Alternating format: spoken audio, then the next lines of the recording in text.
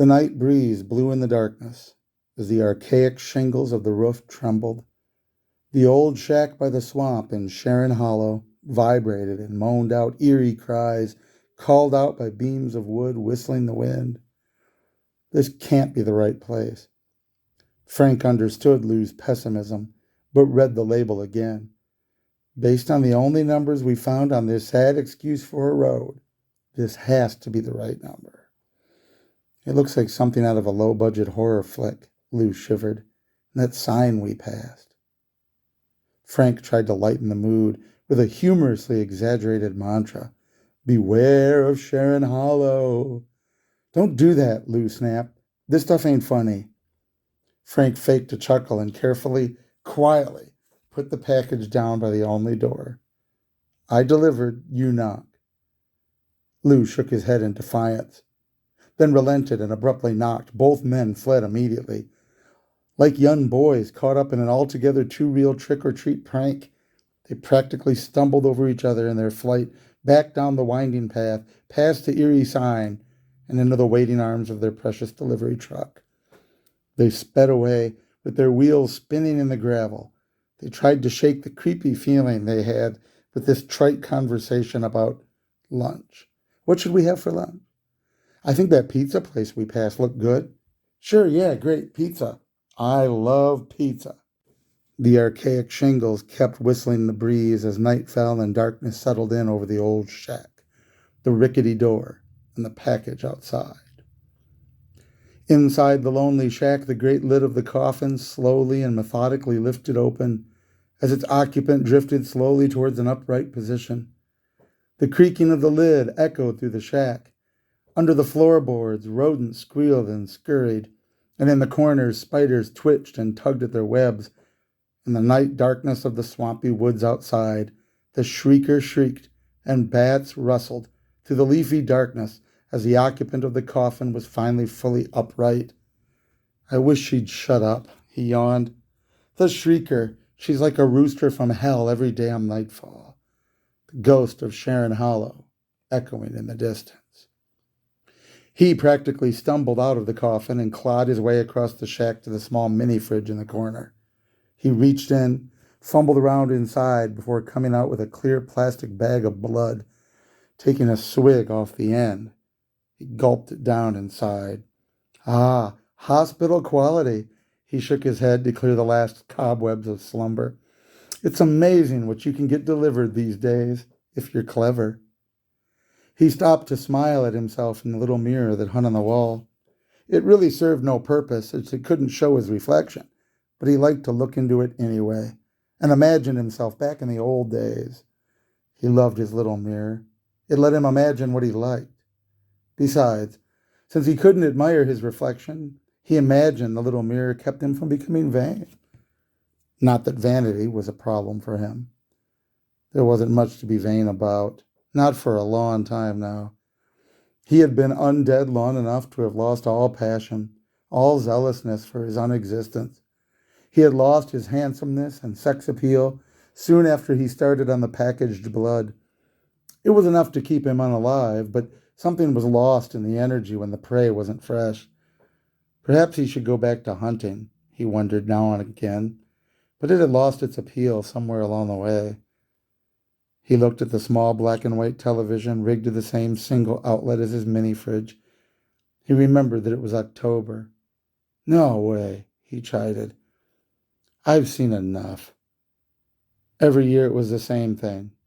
Movie after television show, even commercials about him. From a terrifying specter of the night, he had methodically slid downhill through the ages into something cartoonish. He was the topic of teenage romances, regular romances, low-budget slasher films. Sometimes he was an undead puppet, a cheesy classic rock song that equally wouldn't go away, or even a peddler of breakfast cereals, or worse.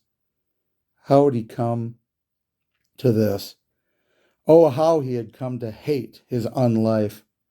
Oh, this sucks, he yelled to the empty cabin, and more creatures scurried away in the darkness. Then a flash of something wonderfully unlively sparkled in his dead eyes. It is October. October.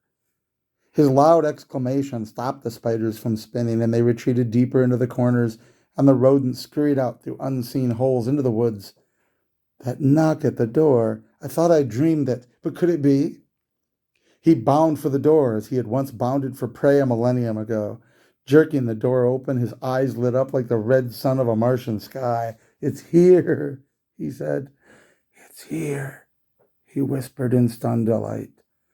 "My package has arrived." He pulled it inside the shack, tore it open, and began admiring the piece. "Art," he sighed, mesmerized. "A true work of craftsman's art." It had taken some time to find the real deal and order it. There were so many toys, so many fakes, so many replicas, worthy only of the undead puppet or the peddler of cereals. This one, was worthy of what he used to be. A genuine, handcrafted, handheld mini crossbow. He smiled at the workmanship of the antique replication, complete with oaken projectiles. He laughed when he realized he was sounding like the commercial, but this was worth peddling. Genuine copy in every respect and of authentic materials and craftsmanship, just like the ones the vampire hunters of the Middle Ages had carried into countless cemeteries, hunting down his offspring and searching in vain for the source to put him down. "It's time," he muttered to himself. "It's finally here, and tonight is the time." Rick lost track of his brother in the darkness. He needed to get bigger. He needed to get stronger, but he loved these night rides they made on their bicycles.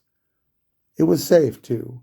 There were no cars, no traffic, or anything in the path around the old farm on Sharon Hollow. The boys could ride safely through the muddy, dirty path and just enjoy the darkness. Perhaps it was like a roller coaster right at home and easily accessible. Whatever the appeal, Rick loved it. His big brother now far out of sight, Rick noticed something in the bike path. He skidded to a halt and tried to make it out in the moonlight. Did he lose one of his toy guns out here? No, he wouldn't have left it out here. Rick walked over and picked up the weapon. Holy moly, this was no toy. He marveled at its heaviness. Like a crossbow handgun? He wondered aloud, perhaps some hunter had been trespassing out here, but why would he leave this even if he dropped it, not look for it? Rick couldn't quite make it out, but decided he should carefully carry the weapon back to the house for Dad to look at. As he turned back down the path to get his bike, there was rustling in the bushes. Before he could even wonder what it was, the large figure leapt out into the middle of the path, its eyes glowing red. Rick trembled and instinctively pointed the weapon. "What are you waiting for?" the figure demanded. I am Vlad. I am Vlad Dracula, and I want to suck your blood." Even Vlad, so used now to disappointment, was surprised at the boy's reluctance to pull the trigger. He started thinking that he might just have to do it himself as the boy Rick dropped the weapon and fled into the darkness. The archaic shingles of the old shack whistled in the wind. The breeze carried on through the bat-infested ancient trees and carried dead leaves it had gathered for the ride. Across Sharon Hollow and onto the old farm, the breeze passed over a dark bike path and gathered up a small, insignificant pile of dust. Leaving behind an oaken projectile, the dust gladly went on with the breeze like an ancient love finally requited.